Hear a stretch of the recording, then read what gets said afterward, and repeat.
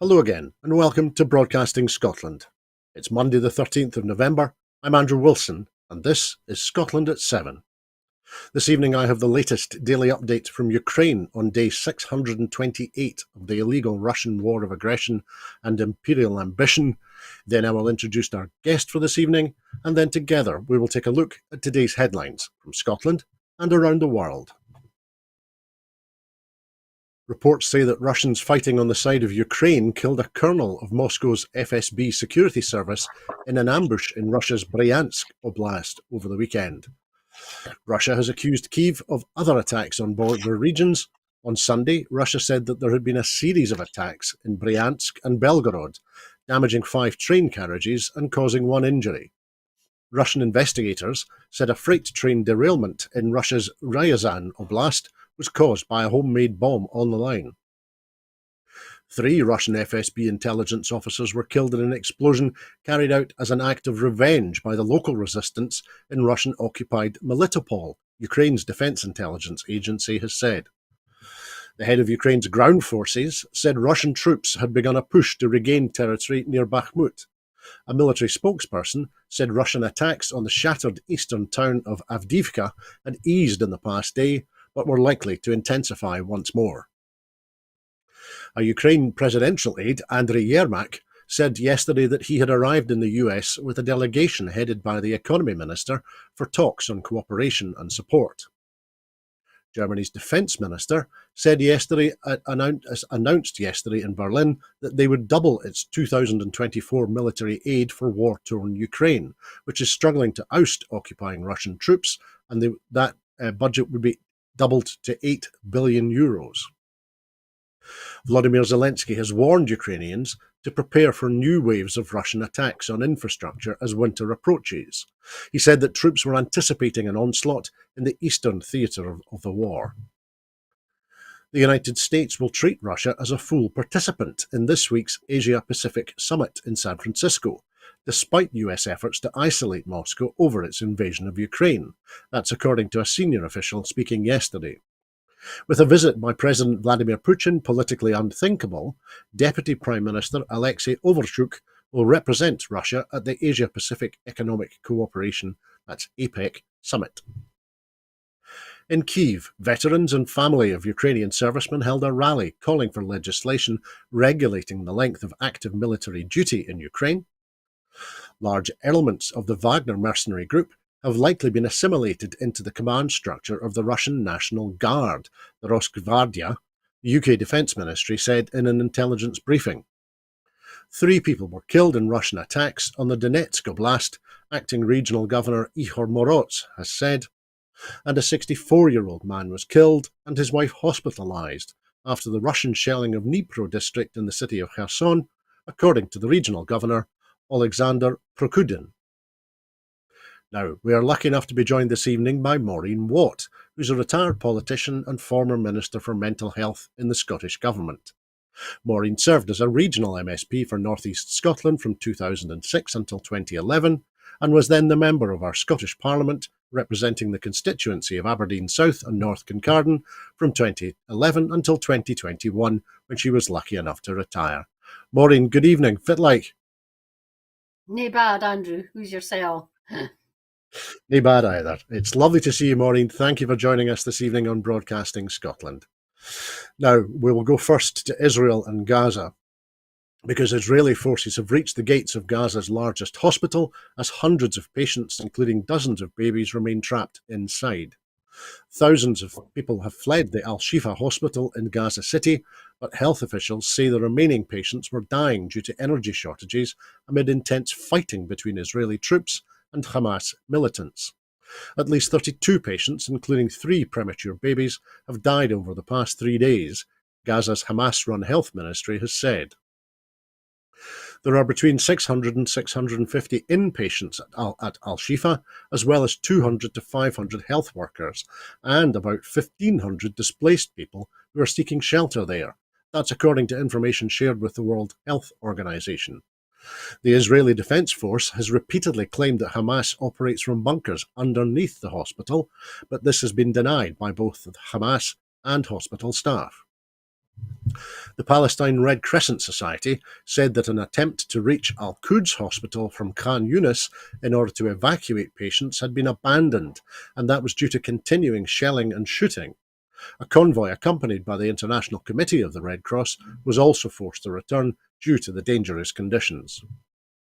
The IDF issued an update on its military operations in Gaza, saying its forces have conducted 4,300 strikes to date. It claims to have struck approximately 300 tunnel shafts and approximately 3,000 terrorist infrastructure sites. Israel's campaign was launched on the 7th of October after the Hamas massacre inside Israel's border, which killed at least 1,200 Israelis. The Gazan Health Ministry has reported that Israel's military action in the Gaza Strip has killed more than 11,000 Palestinians, and that includes more than 4,000 children. The UN's refugee mission in Palestine has reported that one of its buildings in Rafah has been struck by Israel's navy. Rafah is in the south of the Gaza Strip, with the area that Israel has insisted that and within the area that Israel has insisted that Palestinians must move to. In a statement, the UN said there were no casualties. It added that UN buildings and facilities within Gaza currently host nearly 780,000 displaced people, saying that they should be protected at all times. There are reports of renewed bombing in the city of Khan Yunis, also in the south of Gaza. Al Jazeera reported that it was the third time within the past 24 hours that the region has been targeted. Haaretz reported that an Israeli civilian hit by an anti-tank missile from Lebanon inside Israel's north on Sunday has died of their wounds. Israel's military spokesperson, Daniel Hagari, said that fire is again being exchanged between Israel and anti-Israeli forces in Lebanon today. Yesterday, 18 Israelis were injured by the Iranian-backed Hezbollah militia who fired anti-tank missiles into Israel. A vessel from Turkey carrying materials for field hospitals arrived on Monday in Egypt's port of El Arish, which is near the Rafah border crossing. Michael Martin, the Ireland's Deputy Premier, has announced that he is to travel to Israel and the occupied Palestinian territory later this week.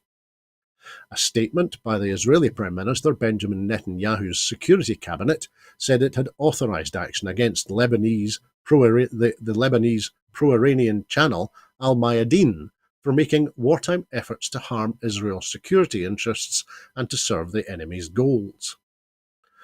The 27 EU member states have called for immediate humanitarian pauses to allow humanitarian aid to get into Gaza. The Australian Prime Minister, Anthony Albanese, has said that the world must distinguish between Hamas and Palestinian citizens and must mourn all civilian deaths. And the President of Indonesia, home of the world's biggest Muslim population, called for a ceasefire, and that was ahead of a meeting with US President Joe Biden in Washington today. So, Maureen, what I think caught me most over the weekend were the very striking images from the Al-Shifa Hospital and its IC unit over the weekend.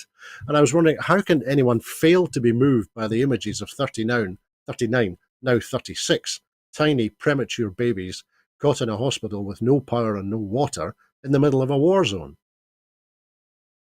I know it was horrific, and watching them not in incubators anymore, but wrapped up in blankets, just hoping that they would survive. And as you said, 3 have already tragically died. We hear that there's bombing of the Khan Yunis hospital in the south of the Gaza Strip, and that, for one thing, is where Hamza Yousaf's brother-in-law is a doctor.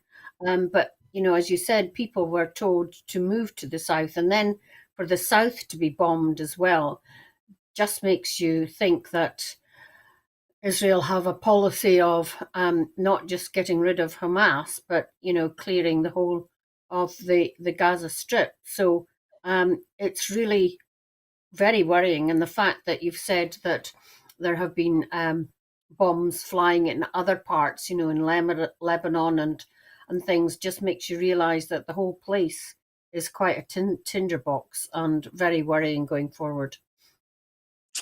It absolutely is. Thank you, Maureen. Now, we'll come back to the UK for our next item this evening, because at about 8:45 this morning, The news broke that Rishi Sunak had told Suella Braverman on the phone that he wanted her to leave the government. She was not offered any other post. The news heralded the reshuffle, which has been underway throughout today. Rishi Sunak sacked Braverman after accusations that her rhetoric had inflamed tensions over violent Armistice Day protests, the latest in a series of challenges to the Prime Minister's authority. But it is thought that he had already decided to remove her following her homeless living in tents as a lifestyle choice outburst. In a statement, Suella Braverman said that it had been the honour of her life to be the Home Secretary and that she would have more to say in due course. Right-wing Tories are meeting today after the sacking, with one MP predicting the Prime Minister might have created a problem for himself among Conservative backbenchers.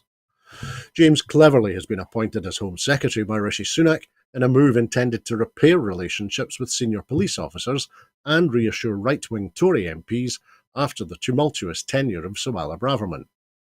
The MP for Braintree in Essex, who backed Liz Truss to become Prime Minister, was expected to hold urgent talks with the Metropolitan Police Commissioner, Sir Mark Rowley, after Braverman's claims that the police were biased, Whitehall sources have said.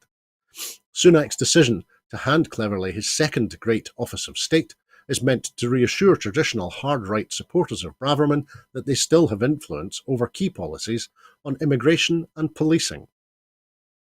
In his first comments as Home Secretary, Cleverly said his two main priorities in the role would be to stop small boats crossing the Channel from France and to keep people safe. Asked if he wanted to distance himself from some of the provocative language used by Braverman, Cleverly replied, "Well, I intend to do this job in the way I feel best protects the British people and our interests." So, Maureen, firstly, is this properly what I would describe as an Enoch Powell moment? It's the end of Braverman's career in frontline politics.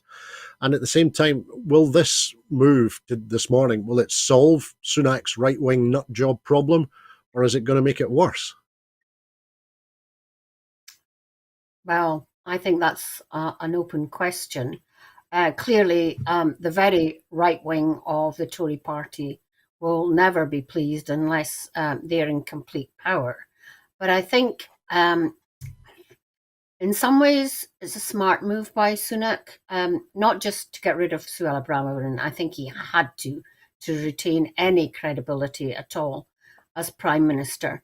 But I see it as a very clear signal that he is tacking more to the centre ground of British politics, which of course he should do if he thinks that he can lead the Tory party to any sort of success in a coming general election. So in a way, he is focusing on the bigger picture, the electorate, in the run-up to a general election. I mean, he can let Suella Braverman, talk from the right-wing sidelines and try and she will obviously continue to try to garner support from the extreme right wing in the hope of becoming leader in post an election which Sunak and the Tories lose. Although I did read somewhere that actually Kemi Badenoch is more favourable, more of a favourite with the extreme right wing than Suella Braverman is. So you takes your pick. But I think it is very interesting that Sunak has looked at the bigger picture. I mean, I think already that was maybe happening with him when Jeremy Hunt was kept on or appointed as Chancellor. So I haven't looked at all of them, but for example, Theresa Coffey's gone. So it'll be interesting to see the whole makeup of the shadow cabinet once it's completed. But once again, we have got, people in posts that have no experience. And, I think we'll come on to speak about David Cameron, but it must be very disheartening for people in the backbenches not to have been promoted and somebody else brought in. Thanks, Maureen. Yes, we will indeed. We'll look at the shape of the cabinet as we currently know it, and we'll also look at David Cameron's reappearance in Downing Street. We'll look at that in a moment. But I was touching there for a little bit on in terms of what's happening inside the Conservative Party, and I'm wondering now whether the dramas that we've all endured since 2016 are going to continue. Many on the right of the Tories won't have appreciated Braverman being sacked, and of course that heralded the start of today's ministerial reshuffle. One of those who is unhappy appears to be Andrea Jenkins, who has just published her letter of no confidence in Sunak, which she has sent to Sir Graham Brady, who chairs the 1922 committee of backbench Tory MPs. The MP for Morley and Outwood accused Sunak of Machiavellian involvement, which got rid of Boris Johnson, and heavily criticised him for sacking Braverman, and also blasted last week's King's speech. So, do you think are the awkward squad, or as John Major described them, the bastards? Is this just putting them back into action? Are they coming back to life? Well, I don't think they've ever gone away, have they? They are becoming increasingly mad, I think, on the right wing. But of course, didn't John Major manage to stump them all by getting re-elected, which none of them expected? So, Sunak might think that can happen again. And as long as she can't put a cigarette paper between red Tory policies under Keir Starmer and blue Tory policies, that is still a possibility, which God forbid happens. But, it is a good sign for independence-leaning supporters to see that a vote for the SNP is the only way out of this. But yes, it's really a fascinating reshuffle, one of the most interesting I think we've had for quite some time. And yeah, we just need to wait and see. But, that woman that's called for Sunak to resign, how many prime ministers do you need in the lifetime of one single parliament of 5 years, eh? Well, that's a point. We'll talk about the merry-go-round or the revolving door in a little moment. But you brought this back to Scotland, so I'll ask you a quick question. Over the weekend, Humza Yousaf, the First Minister, tweeted, "The far right has been emboldened by the Home Secretary. She has spent her week fanning the flames of division. They are now attacking the police on Armistice Day. The Home Secretary's position is untenable. She must resign." So do you think, will the First Minister be satisfied that Braverman was sacked this morning? Well, I think he has said as much this morning, and also called again for a general election, which I do think we need, because, the Tory party is so split. Not just down the middle, but in various factions. And a party like that is unfit for government. And, Rishi Sunak has not been able so far to reunite his party and put it on a fitness footing for a general election. So it'll be interesting to see whether the government that he has just put in place is likely to be one that will be cohesive and pull together and manage to convince any wavering electors to still stick with the Tory party. But we know that the Tory grassroots are moving, increasingly to further right. So it'll be interesting to see how he manages to balance getting activists out to canvass and work for the Tory party in a general election, compared to tacking to the wider electorate and appeal to them through media outlets. It'll be interesting to watch. I'm sure John Curtis will have something to say about that. Yes, I'm sure his phone's been ringing off the hook today. I'm absolutely agree. But let's look at the other aspect of this ministerial reshuffle today, because David Cameron has returned to government as UK Foreign Secretary in a stunning comeback that the former Prime Minister that highlighted Rishi Sunak's willingness to take risks as he looks to revive his political fortunes. Downing Street announced today that Cameron would join the government, accepting a peerage in order to do so as part of the wider reshuffle. A spokesperson also confirmed that Jeremy Hunt would remain as Chancellor. but the Environment Secretary, Therese Coffey, who was Deputy Prime Minister under Liz Truss, resigned from her position to be replaced by the Health Secretary, Steve Barclay. Barclay, in turn, has been replaced at Health by Victoria Atkins, a junior Treasury Minister, while Richard Holden, a junior Transport Minister, replaces Greg Hands as Tory Party Chair. Cameron posted on X, formerly known as Twitter, "We are facing a daunting set of international challenges, including the war in Ukraine and the crisis in the Middle East.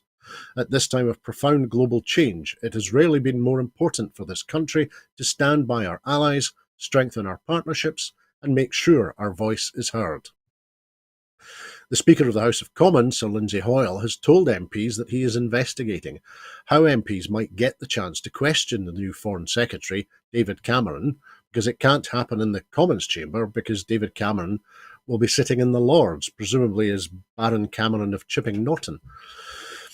Cameron stood down in 2016 after losing the Brexit referendum. Since then, he has maintained a relatively low profile, though he did become embroiled in a scandal 2 years ago when he lobbied government ministers to provide financing for the now insolvent financial services company Greensill Capital.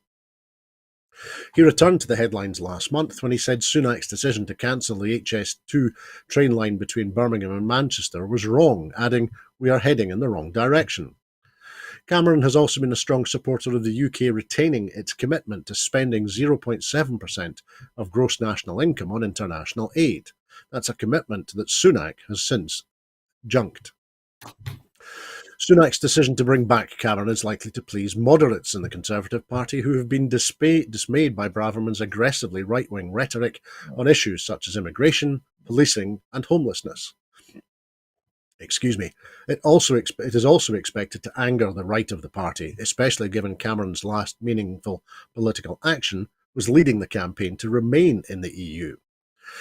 Sunak's reshuffle has brought the resignation of 4 more experienced junior ministers, with more than 3 decades of front-bench time between them, while another departure left the government looking for its 16th housing minister since 2010.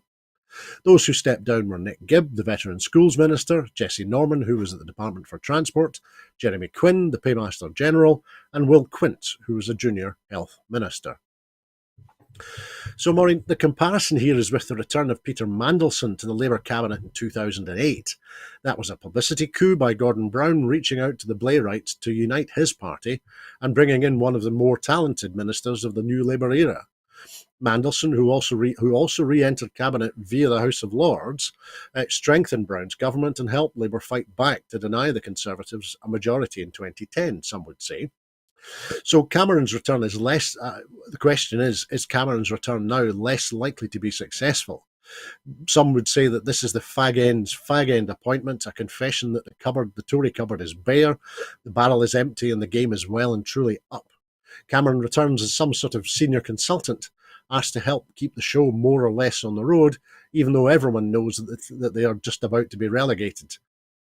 Indeed, if this was not the case, if there were real grounds for hope, there would be no need to call any services. So, firstly, do you think, is David Cameron still, in political terms, is he still damaged goods? You could see it that way.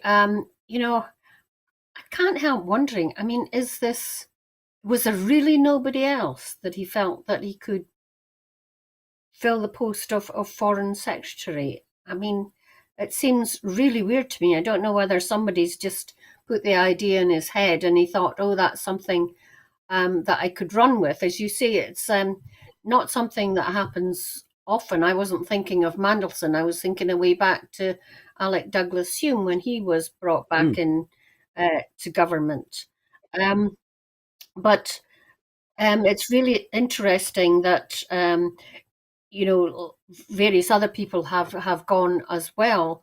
And I do think Lindsay Hoyle is right to say that there's a real democratic deficit here when a foreign secretary can't stand at the dispatch box and answer questions from the opposition about foreign affairs. So I think it's good that Lindsay Hoyle is looking to see whether he can come to the bar of the House, apparently, and say, and instead of just leaving it to junior ministers in the Foreign Affairs Department. I think it's a real democratic deficit in terms of one of the key offices of state. And as I say, I do wonder why this has happened.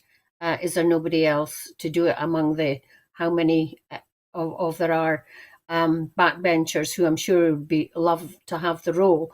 In terms of David Cameron, I think probably he has got some sort of stature internationally.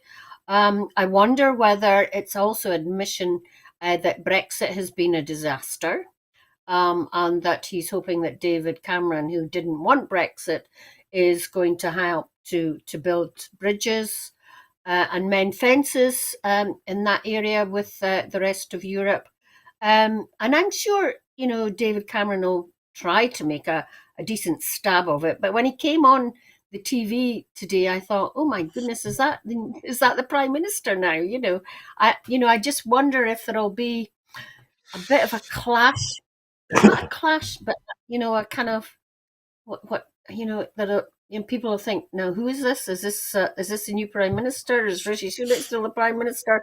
Have I gone back in time? So I think it will be a bit confusing for us in those terms. But it'll be interesting to see how well Sunak and David Cameron work together. And apparently, I've heard that David Cameron feels that he hasn't really found a niche for himself outside politics, although he said way back when he resigned that he didn't, or after he had resigned, that he didn't think he would go back to frontline politics. But obviously, the idiom is that you never say never in politics is very true today.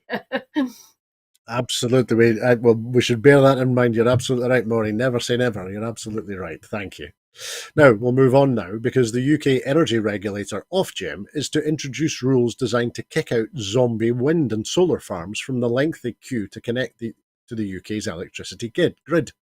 Ofgem hopes to speed up the process of hooking up new energy projects to the electricity network in the face of a backlog that they say is deterring investment and Britain's attempts to switch to clean energy. At the moment, projects are connected to the grid on a first-come, first-served basis, leaving some developers waiting up to 15 years to produce energy for the country's homes and businesses. In certain cases, developers have been granted a contract allowing them a grid connection for a location, but have not progressed the project, possibly with the aim of selling the connection on at a later date. These projects include onshore and offshore wind, solar farms and battery storage businesses, and the first terminations are expected next year. Today, Ofgem said it would hand National Grid's electricity system operator, which controls the process, the power to terminate projects that were not progressing against their specific milestones, including proof of funding or planning permission. It will apply to all projects with a connection date after November 2025. The electricity system operator has said that between 60 and 70% of projects in the queue ultimately fail to materialise or connect. The number of projects waiting in line rose from 600 in May to 1,000 by September. And the average time between requesting a connection and being offered one has now increased from 18 months in 2020 to 5 years this year. Ofgem said that if current projects in the queue were all developed, it would generate 400 gigawatts of power, far outstripping the UK's existing power distribution capacity of about 65 gigawatts. However, more than 40% of that is in held-up contracts with connection dates of 2030 or later, some as late as 2037.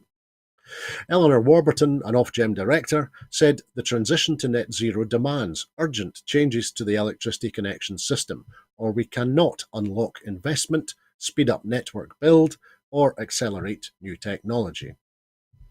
So, Maureen, the average time between requesting a connection to the grid and being offered one has increased from 18 months in 2020 to 5 years now.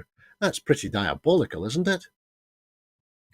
Yeah, I wonder if that includes, people who put solar panels on their houses, or whether it's just, kind of commercial wind farms and solar farms or whatever.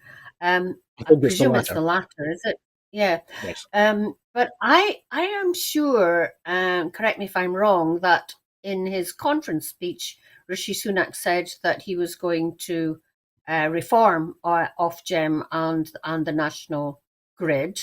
I can't recall if it was in the King's speech or not. I really hope it was, because I think this is an urgent piece of legislation that needs to go through Parliament before an election, because we know with an incoming government, whatever it might be, there's always a lag in terms of what gets progressed by the civil service into a form that it can become a bill. So I think this is really urgent legislation. It's a disgrace that projects are waiting so long, and also on a uh, first come first serve basis is ridiculous. If, as you say, that there are zombie projects out there, it's sounds to me a bit like land banking by developers. So it's clearly happening in the energy sector as well, and that is unacceptable as we try to move as fast as possible towards net zero. Thanks, Maureen. I think that's a great metaphor for it. It does sound like land banking by property developers and house builders. But let's move on now, because the UK government is looking to roll back powers to intervene in company takeovers less than 2 years after they were introduced, in an attempt, they say, to be more business friendly. Deputy Prime Minister Oliver Dowden said the government would review measures narrowing and refining the National Security and Investment Act, which only came into force in January 2022, and allowed much greater scrutiny of foreign investments in British companies. A reversal of the changes would represent the latest change of tack by a government that has wavered between wanting to be open to business and a desire to block takeovers of businesses in strategically important sectors. The UK government launched a 9-week consultation today to invite the views of companies and other interested parties. Dowden wrote that he wanted the regime to be proportionate and well targeted, minimising the burdens it places on companies and investors. The current rules cover 17 important sectors that could have national security implications, ranging from military technology and cryptography to energy, computing, quantum technology, and even some transport. The UK government has intervened to block the takeover of Newport Wafer Fab, a semiconductor manufacturer, by the Chinese-owned company, and also the purchase of the electronic design company Pulsic by a Hong Kong rival. The merger of the UK telecoms businesses of Vodafone and Hong Kong-owned CK Hutchison will also be scrutinised. So, Maureen, the Deputy Prime Minister Dowden said that the government would review measures narrowing and refining the National Security and Investment Act, which only entered into force in January 2022. So, why is this policy being binned after less than 2 years? Yeah, that's a very good question, given that, we have got a great deal of turmoil in the world today, and the Tories are narrow nationalists in the worst sense of the word. Yet the economic and financial concerns trump that as far as they're concerned, because they're looking after their pals.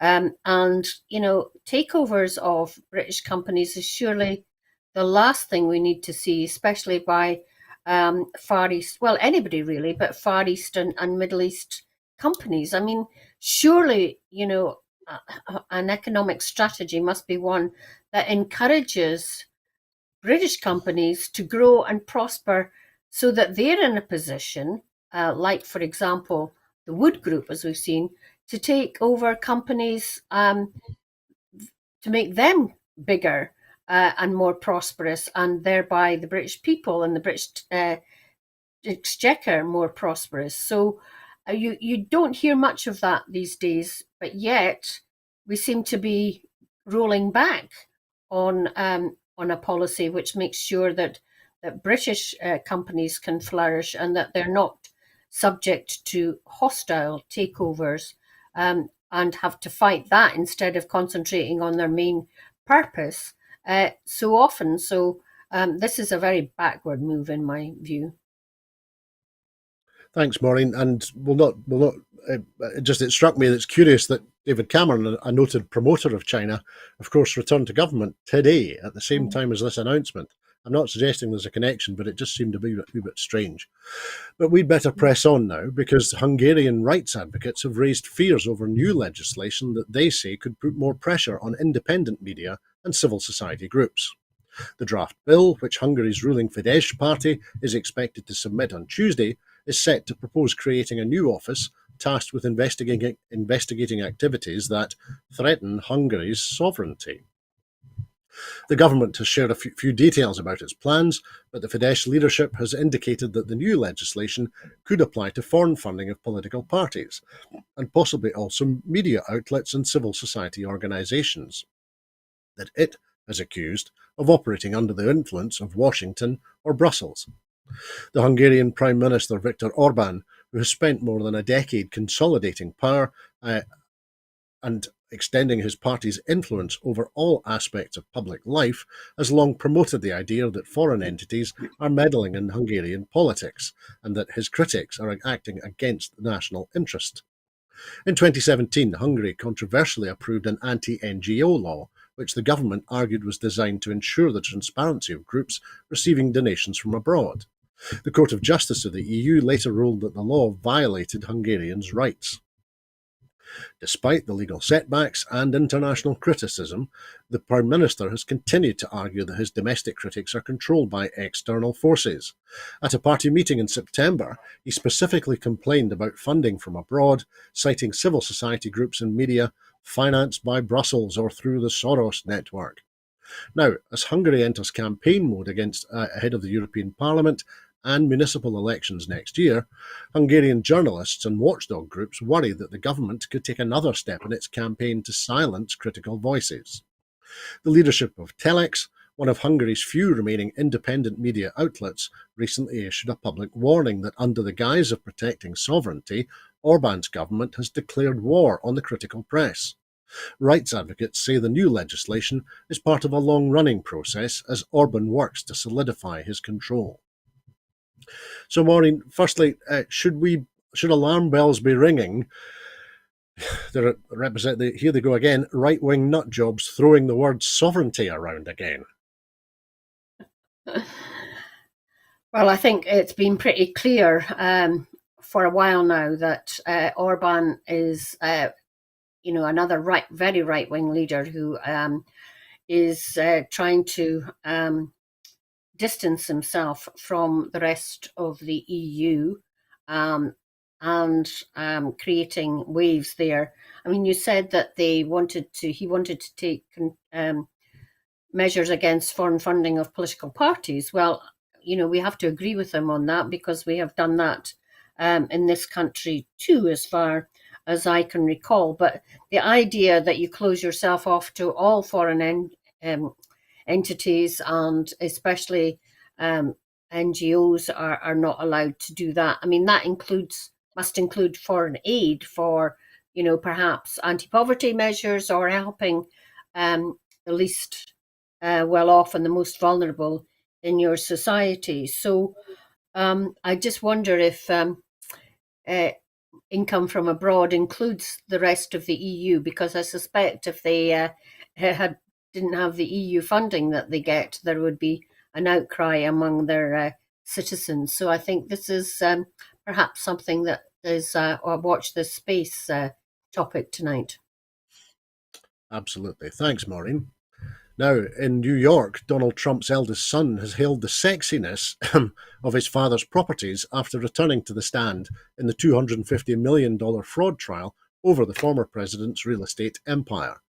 Lawyers for the Trump Organization summoned Donald Trump Jr. at the start of the 7th week of the civil trial. He praised his father, who was not present in court today. He said that the ex-president has been good at finding value, doing something differently, and identifying sexiness within a real estate project. The New York Attorney General's office is suing Donald Trump, his adult sons, and other executives at the Trump Organization. for inflating the value of assets on financial statements. The prosecution rested their case after Ivanka Trump testified last Wednesday. Trump faces a fine of at least $250 million if found guilty at the end of the trial. The New York judge, Arthur Engeron, has already ruled Trump should have his business licenses revoked for fraud, although that ruling is still going through an appellate court. The former president and three of his children, Trump Jr., Eric, and Ivanka, have already been summoned to give evidence at trial by lawyers for the New York Attorney General. Now defense lawyers are working through their own witness list. While Trump Jr. And Eric are executive vice presidents at the Trump Organization and are named co-defendants alongside their father, Ivanka left the business in 2017 to serve in the White House and is not a defendant. In court, Trump Jr. described himself as the big picture deals guy, while Eric was said to be more involved in the day-to-day operations of the business. Both brothers are much more responsible than prior to 2017, when their father assumed the presidency, he said. Since 2021, however, when Trump left office, he could get involved and he chooses to on certain things, he said. During his first appearance at the trial, the eldest Trump son had sought to distance himself from the financial statements at the heart of the trial, telling the court that the accountants worked on it. Now, Maureen, at the mention today of Trump's golf course in Scotland, not far from where you are, Donald Jr. said he wouldn't recommend Scotland at this time of year. And the judge, with a smile, said he wants to go to Scotland. Would you be organising a welcoming committee for the judge if he visits the Northeast? He seems to be a fan of Scotland. Why not? I mean, we welcome all visitors and tourists, especially those that are going to spend money.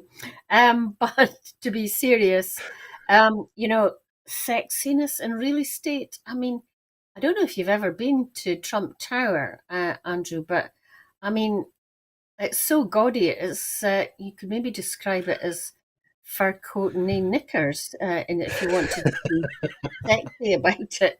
But honestly, I mean, the guy. I mean, he's obviously so like his father, and seeing everything in terms of money and sex. But it was interesting last week that Ivanka Trump couldn't recall anything about deals in the company. And, if Eric Trump is supposed to be involved in the day-to-day stuff, I don't believe that he just leaves the accountants to do their work. I'm sure he wants to know daily what the bottom line is in most of their projects. But I don't know how long this trial has to, I suppose a couple of weeks yet, if the defence have only just started on their side of the story. But yes, the whole thing just stinks, and it'll be interesting to see what the outcome is. Absolutely, Maureen. The defence said today that they would take less than the 6 weeks which the prosecution took to lay out the prosecution case. So this is going to run for a few weeks yet. But this afternoon asked for an overview of the family company, the Trump Organization. Trump Jr. described it as an international organization that's run like a mom and pop. Does any of that ring true to you? Run like a what? A mom and pop, a small family shop. Oh, right. Oh, mum and pop. Oh, right. Okay. Yeah, well, no, I don't think so. I mean, I think the family can't have it both ways, can they? They can't say on the one hand that they didn't ken what's going on, and on the other hand say that it's run by mum and pop. I mean, that doesn't sit. That's just nuts. So what is it? It'll be interesting to see what the judge says about that. Absolutely, absolutely. Thanks, Maureen. Now, we'll come back to Scotland now, because the Scottish Government Innovation Minister, Richard Lochhead, is telling business leaders in Germany that the space industry should be a force for good. Scotland is leading by example through the sustainable design, manufacture and launch of small satellites to monitor the effects of climate change and provide communication services. The minister plans to expand on Scotland's pioneering approach when he addresses delegates at Bremen's Space Tech Expo Europe tomorrow during a 3-day visit to build international trade and partnership. Mr Lochhead is part of a Scottish Development International-led delegation of 23 Scottish businesses and organisations at the leading trade show for the space industry in Europe. The conference brings together industry representatives, investors, and ministers from countries including the UK, Germany, the Netherlands, France, and other European countries who want to showcase technological advance.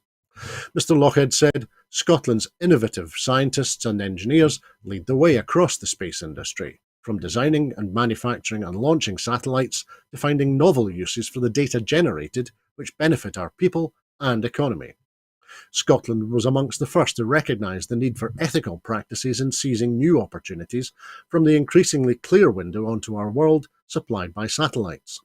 Glasgow is the biggest manufacturer of small satellites outside the US, and by publishing the first ever space sustainability roadmap, we have now set out how the sector can help achieve climate change targets.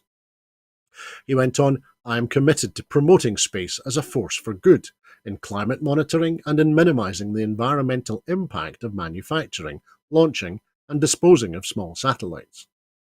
Mr. Lochhead is also scheduled to meet the Lower Saxony Minister-President Stephen Weil to discuss plans for the production and export of hydrogen fuel produced sustainably using renewable energy. So, Maureen, firstly, I think it's correct to say that more small satellites are now manufactured in Glasgow every year than in the rest of Europe combined. So, given the preeminent nature of that sector and that industry in Glasgow, should we be doing a lot more to accelerate activity in that sector in Scotland? Well, I'm sure that's why Richard Lochhead is over in Bremen at this expo, because we know that perhaps deals aren't finalised at an event, but they can certainly help to make that happen. And, I think we should be singing from the rooftops that Glasgow is second in terms of building satellites. That, when they Scotland hasn't got a manufacturing base anymore, an industrial base anymore, this is the future. And, despite today somebody losing a toolbox from the space station, and it's now floating in space to add to the junk there. I think it is important that a place like Scotland builds on what's happening in Glasgow, and we have several sites where satellites can be launched from, which is great. And I think we should build on that, because clearly that's something that's going to happen anyway, and we might as well pitch to become a bigger part of that. And I was just thinking, while you were introducing this topic, Andrew, that it'll be interesting to see whether David Cameron continues the policy of the Tory government in not letting Scotland, as a devolved government, have its place in international expos and things. So we'll wait and see what happens there. And I'm so glad that you mentioned hydrogen fuel, because I've said many times on this programme that Germany can't wait to get its hands on our green hydrogen. But we need to do that for the benefit of Scots, not just give it away like so many of our energy sources have been in the past. So, yeah, I'm sure he's going to have an interesting trip. I wish I was there with him, since I can speak the lingo. I'm sure you would have been an asset to the Minister in his discussions with all sorts of people he's meeting, including in Lower Saxony with regard to hydrogen. But as one part of the announcement today, the Scottish Sustainability Roadmap was published and outlined the measures to achieve the long-term objectives of this industry. It was created with the help of national and international experts, as well as stakeholders, and the strategy includes becoming space debris neutral, a point you were just making, as well as supporting satellite data for environmental monitoring. And I was wondering, you mentioned David Cameron there, is this another good example of the Scottish Government now travelling in completely the opposite direction to Westminster, who have, of course, been putting the brakes onto environmental policy making recently? That's another good question. Well, David Cameron, I'm not sure if I know his stance on the environment, but yeah, that's interesting. But I think, we cannot be diverted from our stance on climate and climate innovation by, a Westminster, a Luddite Tory Westminster government on this issue. So the more that we can press ahead, because that's going to be the future of our planet, the better. And we have got to keep Scotland in the forefront of climate action, which we are. But China is making great strides in this field, and we've got to make sure that Scotland's reputation is still held in that, and that we've got to, at the moment, be the leader for the rest of the UK, but hopefully as an independent country, be that world leader or one of the world's leaders in this field. And clearly, the government, by its actions, is continuing on that role. Thanks, Maureen. And we'll finish this evening looking at another action by the Scottish Government, because an independent would seek to rejoin the European Union as soon as possible, according to plans which will be published later this week.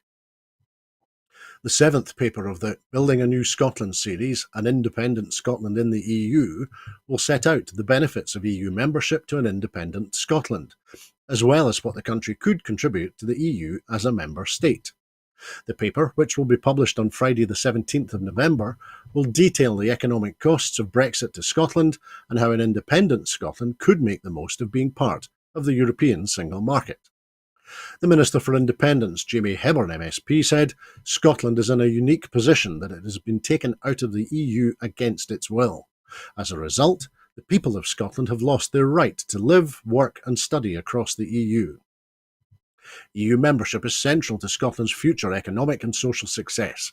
As a member, Scotland will be part of the world's largest single market of 450 million people, around 7 times the size of the UK, and would advance Scotland's interests directly in the EU for the first time. Of course, while the EU has much to offer Scotland, Scotland also has a lot that it will contribute to the EU as a member state. Scotland's world-class colleges and universities would be able to welcome Erasmus Plus students from EU countries, and Scotland's strengths in renewable energy would help contribute to the transition to net zero. He went on, an independent Scotland's EU membership would not be at the expense of the valuable relationships we have. The other nations of the UK and Ireland will remain Scotland's close and valued friends.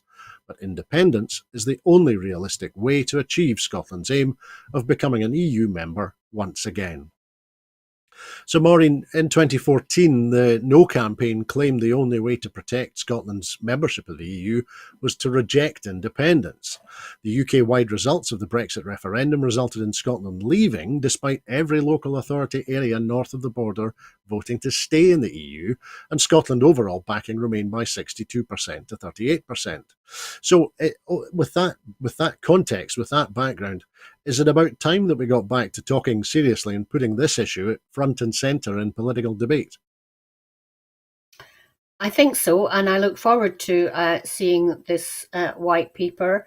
I had forgotten, of course, that next year is a year of European elections, and of course, we will have absolutely no part in that. Although I did read, I think, in the Scots Independent that a number of our former MEPs had been over to Europe meeting with their former colleagues in IFA, along with the Greens, in helping to develop their manifesto for the next European elections. And many of them will say that there is still the open door. They've kept the light on for Scotland to return. So it was great that Scotland still had an input in that. And clearly, it's not beyond. It's not an exaggeration to say that many in the European Parliament, indeed many Europeans, would like to see Scotland back. And conversely, many people who voted to stay in Europe, the number of people who have voted to stay in Europe and now regret that we've left in Scotland has increased. So it is really interesting when you say that to people, if you want to be back in Europe, well, the only way back is through an independent Scotland. It makes them think about how they're going to vote in future elections. So, it'll be, I doubt that we'll get any coverage at all in the mainstream media for over European elections. It was very sparse even when we were in the European Union. So it'll be up to organisations like Broadcasting Scotland to keep us abreast of what is happening in Europe. Thanks, Maureen. You can be sure that in Broadcasting Scotland we're enthusiastically looking forward to that task and that opportunity. Thank you. But I'm afraid that's all that we have time for this evening. In making these programmes, Broadcasting Scotland depends on the generosity of viewers and others who value our distinctive approach to news, current affairs and culture. Please help us to continue to make these programmes, to continue to develop the station and to make new programmes for you.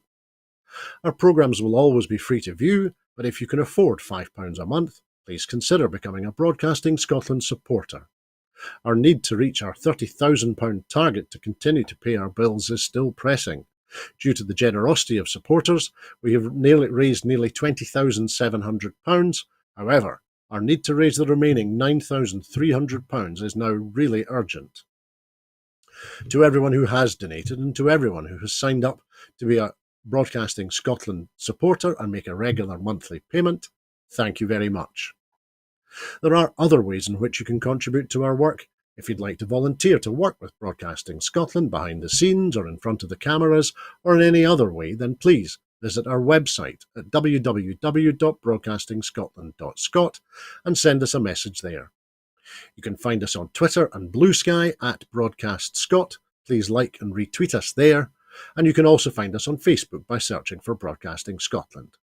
When you're watching us on YouTube, it would be great if you would like and subscribe to Broadcasting Scotland on that platform. We will be back tomorrow evening at 7 o'clock for the next edition of Scotland at 7, so please come and join us then. I'd like to say thank you to everyone who has been watching us this evening, and of course I'd like to give a very special thanks to our very special guest for the evening, Maureen Watt. Thanks, Maureen. You're welcome. Thank you very much for having me. As always, Maureen, it's been a pleasure. On this day in 1850 saw the birth of Robert Louis Stevenson. His grave on Mount Vaea in Samoa carries the following quotation from his Old Mortality, which was published in 1884. Here he lies where he longed to be, home is the sailor, home from the sea, and the hunter, home from the hill. I asked some friends for their favourite Stevenson quote, and this from his first book, An Inland Voyage, stood out. He wrote, "Quiet minds cannot be perplexed or frightened, but go on in fortune or misfortune at their own private pace, like a clock during a thunderstorm." Please look after yourselves and please have a very peaceful evening. Bye-bye.